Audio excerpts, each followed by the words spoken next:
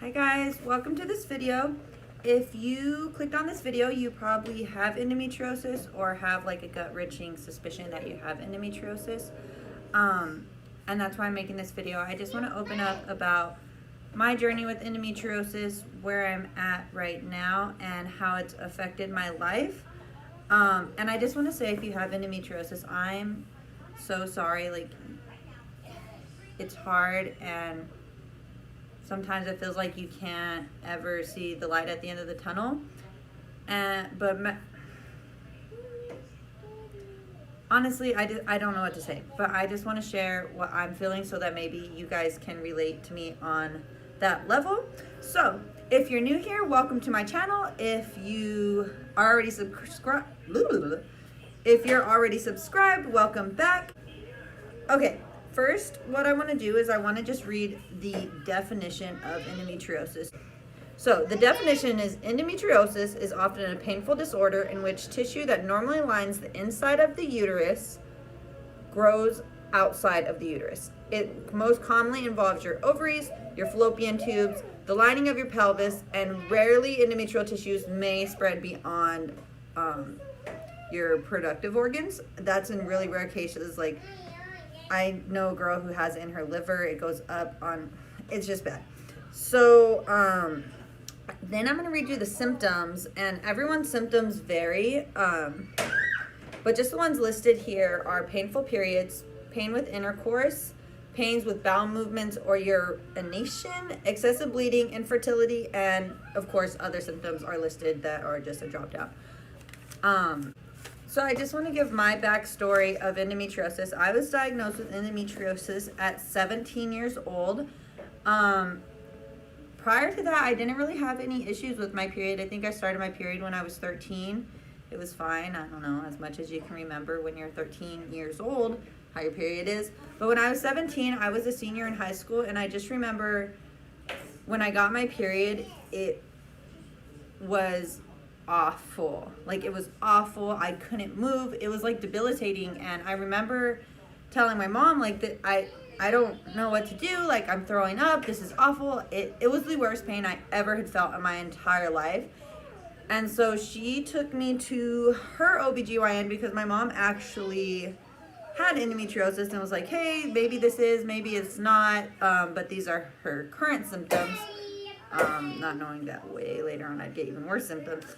And so what they did was they did an ultrasound, and at first they can't find anything with an ultrasound. So they said, yeah, well, maybe she has it, maybe she doesn't, but we don't want to do a laparoscopy because she's so young, and if it's not endometriosis, and since these symptoms are just starting, let's just push that aside. And so they did the ultrasound, found nothing, but they're like, sure, maybe, but you can't really diagnose without a laparoscopy. So then, fast forward, I turned 18 and I had just graduated high school, and I remember every time my period came, I would end up in the hospital. Like, I would be peeled over, my stomach hurt, my back hurt, and I was throwing up. Like, that was one of the major things, is that I just threw up constantly and constantly. And I was pretty thin anyway, and so I was losing all this weight because I was throwing up. And it wasn't just at this point when my period was. All the pain started coming when I started ovulating. And the thing with endometriosis is your period's never on time, or it's irregular. But I always knew when I was on my period, obviously, because I'm bleeding this ungodly amount because I have endometriosis. And then when I knew I was ovulating, because I'd have this huge pain again in my stomach, and it was just awful. And I remember being 18 years old and wondering, like, what is wrong with me? Like, why am I in the hospital? Like, it's not normal for an 18-year-old to be in the hospital every time she gets her period. And of course, like, the doctors that are in the hospital aren't OBGYNs. They're not familiar with endometriosis. They don't know what it is. Every time I would get my discharge paper, they would just say, oh, well, it's period pains, here's some ibuprofen. Or sometimes they'd be like, oh, it's period pains, like, just go get some ibuprofen from the store. And if you have endometriosis, you know that ibuprofen 200 or 600 or even 800 does absolutely nothing for you. It does nothing. So taking that is like, it's a waste of time. And I remember I'd throw up, so they'd give me Zofran. I'd be like, okay, well, I'm not nauseous for like 2 seconds, but my stomach still hurts. Like, and it wouldn't be like a hurt where like you ate something wrong. It's like, I've had a baby, so the closest thing that I can relate the pains to is having a contraction times 50 for hours. It's not just when you're pregnant, you have a contraction every 1 to 2 minutes for 1 minute long, whatever, when you're close to having a baby. It's like that times a million forever. It is the worst feeling ever. So, anyway, digress. I remember being at 18, I got my dream job. Well, actually, I created my dream job. I became the first competitive cheer coach for the town I lived in because it was really small and we just didn't have resources available. And I built this program from the ground up. I spent months and months on a proposal for the town just to show them, like, hey, this is something we need. We have a very competitive high school cheer program. Like, this would be really good for the community. And so they allowed me to do it. It was really, really awesome. We had tryouts, we had dances, we had music, we went to tumbling. Like, it was just the coolest thing I'd ever been a part of. And I remember at that time I had just got my job working for Pinal County Sheriff's Office, and things were kind of getting worse with my endometriosis. I remember this very specific time I was in what they call master control, and I was in there with 2 other coworkers, and I just, all of a sudden out of nowhere, just a huge swarm of pain came over me. And I remember I was like, guys, I can't work. And when you work there, you're just on a computer, you're not doing a lot. But I could not even physically get up the energy or to use a computer or to stare at these screens. And I remember I was laying on the floor of master control, and one of my supervisors came in and like, hey, you should go to the hospital. Hi. And I remember I laid there for probably another 30 to 40 minutes before I finally could get the courage, the energy, just anything to get off the floor and take myself to the hospital. And I remember going that time to the hospital, and they had to give me morphine because by the time I got there, I literally was almost crawling into the hospital from pain. I never felt anything like this. And this pain lasted the whole week of my period. They discharged me from the hospital. I went to my friend's house, and I stayed there for a week, just on drugs. Not like, I mean, they're prescribed to me. Obviously, I'm not like a drug addict. But I was there for a week, highly medicated, because the second that any of the pain medication wore off, I felt like I was dying again. And this is where I knew like something was really, really wrong. And I remember that week I had to call in to cheer practice. I couldn't coach these kids. And the more I thought about it and the more I thought about it, I just knew that something wasn't right with my body. And if this was happening twice a month, because remember, keep in mind, this is happening during my period and this is happening during ovulation. And I just thought, if the pain is going to be like this every time, because it kept getting worse and worse, I can't dedicate myself to this cheer program. And it broke my heart, because after putting so much time into it, I just knew that I couldn't give it my all. And it was the only thing I wanted to do in life was coach, and I could not do it. My body I was at 19 by this time. My body at 19 physically could not keep up with physical activity, and to take 2 weeks off during a 4-week month, it wasn't possible.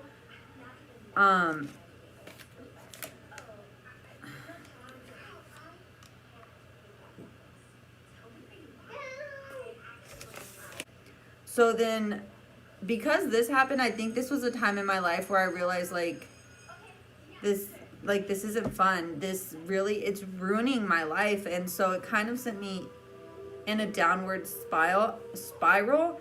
I literally was miserable, because there's 4 weeks in a month, and 2 weeks out of it I was miserable, and in between I had anxiety of, when is this going to happen? Why is this happening to me? And when you start to think like, why does my body not work at 19? It really puts you in a dark place, because at 19, you should be able to do anything that you want. And to not be able to have that time and the ability to do what you want really makes you think like so, for lack of better words, shitty of yourself. You're like, why can't I do this? And then you start to get depressed and you start to get anxious and you're like, this is the worst thing that has ever happened to me. And don't get me wrong, I know people go through much worse, but when you're young and you can't do the things that other people your age are doing, you feel awful. You feel so awful, and it is not fun. And so this just kept happening for years. For years, I suffered from bad menstrual cramps. I suffered from bad ovulation pain. It got to the point where my endometrial tissue was pressing on my uterus that hits your bowels, and as disgusting as that is, I couldn't, and I still can't. It's still very hard to go to the bathroom because it's just pressing up against that, and to go to the bathroom hurts.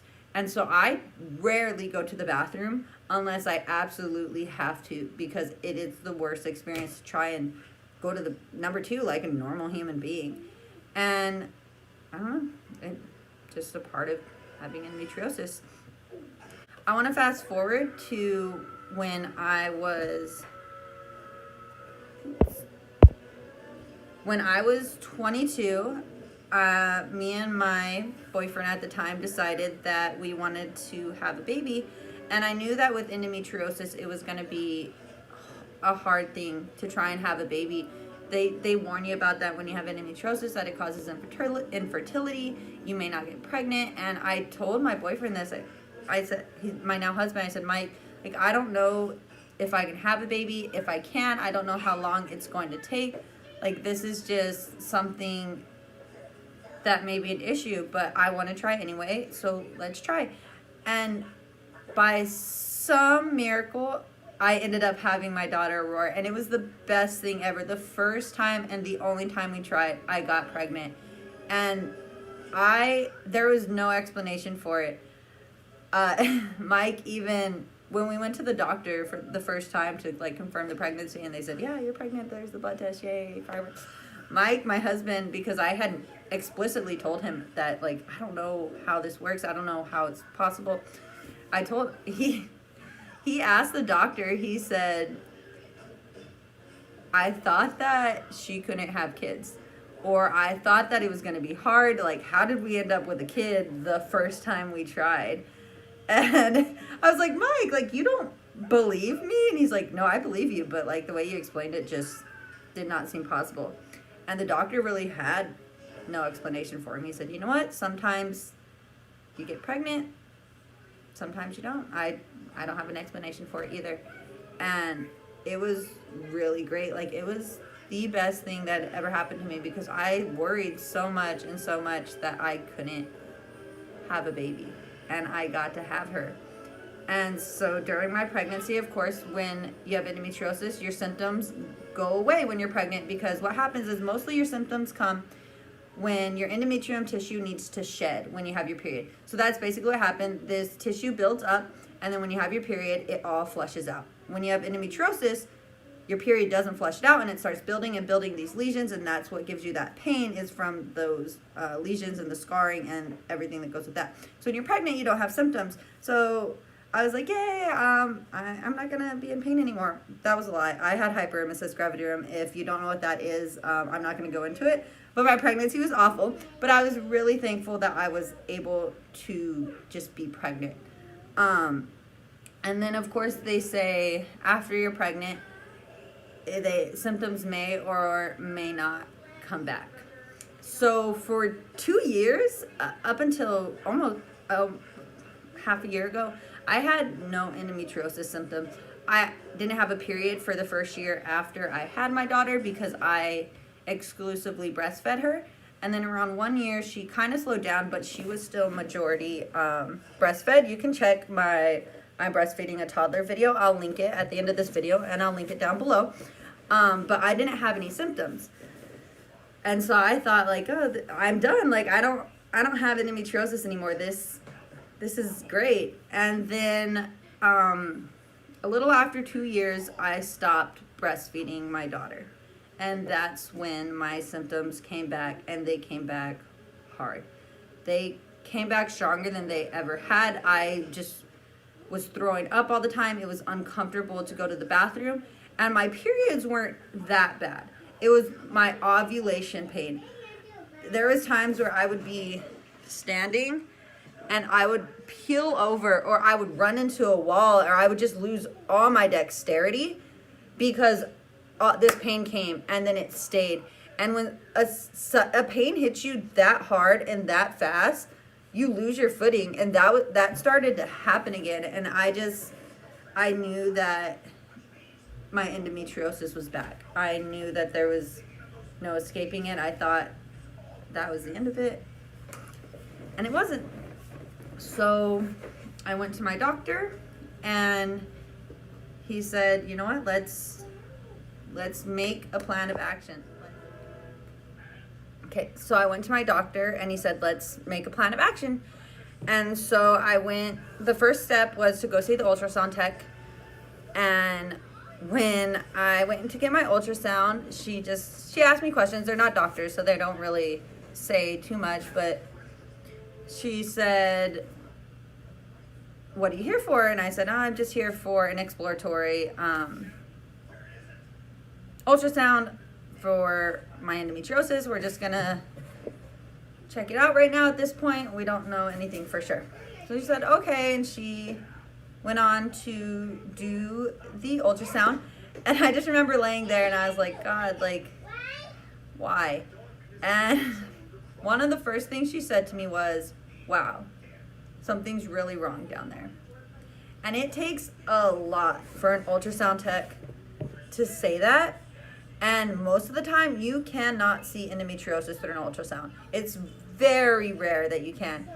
And of course, she didn't say it's endometriosis. She just said there's something really wrong down there. And what do you say to that? You're just like, gee, thanks. I know. And it's nothing against her. It's just like, it kind of really sucks when you know you have endometriosis, and a lot of the times doctor, when they're telling you, oh, you're going to get the ultrasound, it's not a big deal. They won't see anything, and then they do. You're just like, wow, thanks, fun.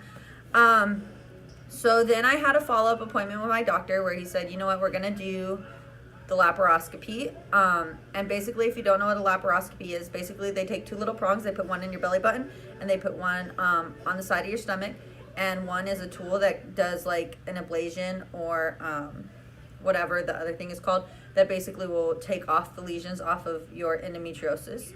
And then the other is a scope so that they can see what they're doing. So we scheduled the laparoscopy, and when he went in there, there was no active lesions, but there was lesions that had been there that were healing. So there was no new active lesions, but he said that you could tell that at one point it was really bad and that it's just starting to heal itself. But it happens, it'll heal, it'll come away, it'll heal, it'll come away. And so he also found, hold on, I need to look up what it's exactly called. He found like a very small hole in my uterus, and the way that my husband put it, because my husband got to see the pictures when I was still under the anesthetic, my husband says I have a cigarette hole in my uterus, but I'm going to figure out the exact name of it for you.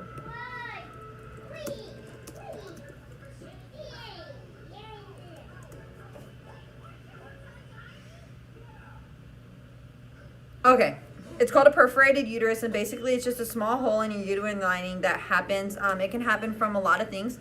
It can happen from your endometriosis. It can happen from pregnancy. It can happen if there's a rupture during your pregnancy. There's just a lot of things you can't really pinpoint what it is. So I had that as well. So I had the endometriosis, I had the perforated uterus, and then I also have PCOS, but I had no cysts at this time. So that was a good thing, right? Like lots of other things that were wrong, but I didn't have any cysts. So basically after that, he said, you know what, this is the plan of action. You can either try and get pregnant, because most people have success getting pregnant right after their laparoscopy, or what we can do is we can go on Lupron. And if you don't know what Lupron is, basically Lupron is a drug that they give you that physically puts you into menopause. It makes you go into menopause so that you can get rid of all your symptoms and hormones that cause you to have a period. So basically what that does is it's like a kickstart to restart. So that way you're tricking your uterus into thinking, oh, I don't have a period, I don't need to produce these hormones, I don't need to bleed, I don't need to do this. But of course, there's also horrible side effects that come with Lupron, and everybody told me that. So ultimately what we decided was we were going to try and have another baby. And I can say at this point, we have been unsuccessful. And I had my surgery in February, March, April, May, June. So we're going on 5 months and I am not pregnant. And every time that you look at a pregnancy test that says not pregnant, your heart breaks. Because there's nothing more that I want than for my daughter to have a sibling. And so every time, because of this disease, that you see a not pregnant, it gets harder and harder the more time that goes on, because it sends me back to being 19 again and wondering what is wrong with me. Like, why I'm a healthy 25-year-old now. Why isn't my body doing what it's supposed to? And it sends me back to being 19 and an insecure 19-year-old who was like, why am I going through this pain? Why can't I have my dream job? Like, why is this dream being stripped away from me? So the same thing happens now at 25. Like, why can't my body do what it's supposed to? For the most part, I'm a healthy 25-year-old. I'm a healthy weight. I'm a healthy height. My BMI is fine. I don't eat great, but I also don't eat the worst. And so that's the hard side of endometriosis. And I'm so happy and I'm super lucky that I was able to have my daughter the first time around when we decided to have a baby, that by some miracle we had her. And I'm so lucky and I'm so thankful. But now, like, trying to have a second kid, it's just, it's hard. This is the side of endometriosis that I didn't know. And this side is 20 times worse than all the pain. Wanting a baby is I don't know. I'm so maternal. I do everything for my daughter. I love my daughter. I always knew I wanted to be a mom. And I always knew that I wanted my daughter to have a sibling because I love my little brothers. I don't know what I would do. I don't know what I would do in life without them. And so the thought and the possibility of my daughter not getting to experience that breaks my heart. And so that's just what having endometriosis is. And, you know, things happen for a reason. And I used to constantly ask myself, like, why do I have this? Why is this happening to me? And now I'm just barely starting to understand that that's just the way life is. Some people have illnesses and diseases, and that's the thing with endometriosis, is there's no cure for it. There is no cure for endometriosis. They don't know how people get it, they don't know why people get it, and they don't know how to make it go away. The only option is to physically have all your reproductive organs taken out. And I'm 25. I still want another kid. I don't want that. So I'm still going to put myself through the pain of getting these negative pregnancy tests over and over and over again, because and dealing with that pain, because I don't want to go down that road. I want to be able to have a successful and a viable pregnancy so that my daughter can have a sibling. But like I said, that's just endometriosis. And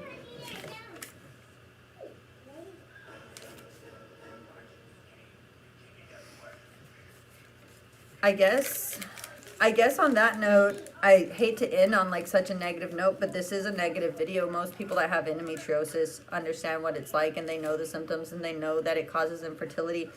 But yeah, I guess I'm just going to end on that note. I want to say thank you if you've stuck by this video for that long, and you've listened to me ramble and digress and all my symptoms and all that. Thanks. My heart goes out to you. If you like this video, if you found it helpful, go ahead and like and subscribe. I'm going to leave a whole bunch of links down below to resources for those of you that have endometriosis. And I'm going to link my personal doctor because I think the world of my doctor. I think that he's so great. So if you're in the Pinal County area, please go check him out. He will help you. He will be a great resource for you. He will be someone that's always on your side. And I really want everyone that has endometriosis to be able to experience it in a positive way from the medical side of it. Like, know that you always have a partner that is going to help you medically. So with that being said, thank you guys again so much for watching this video. You can check out all my other videos. I do vlogs with my daughter, my friends, my husband. And I'll see you guys next time.